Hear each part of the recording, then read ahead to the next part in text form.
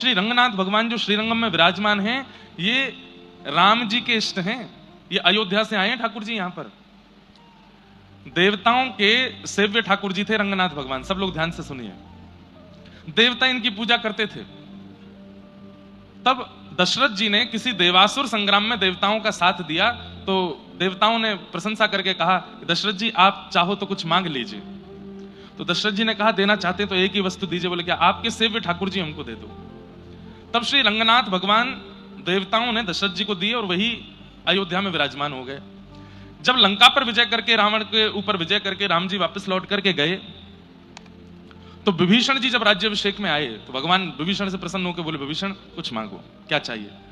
तब विभीषण जी बोले, प्रभु आप अयोध्या में राज्याभिषेक करवा लिए, अब आप लंका में आके भी राज्याभिषेक करवा लो, वहां मुख्य अपना गद्दी विराजमान करो, लंका के अधिपति आप ही रहो।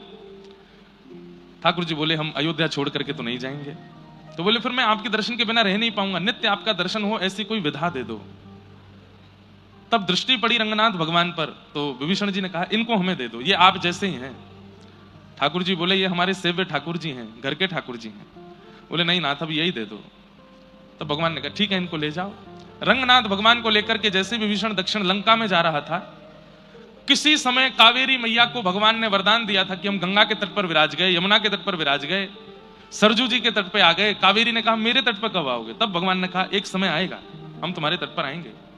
और जैसे ही विभीषण लंका की ओर लेके जा रहे थे ठाकुर जी को, उसी समय कावेरी के तट से जब निकले, विभीषण जी को एक आवश्यक क्रिया के लिए जाना पड़ा।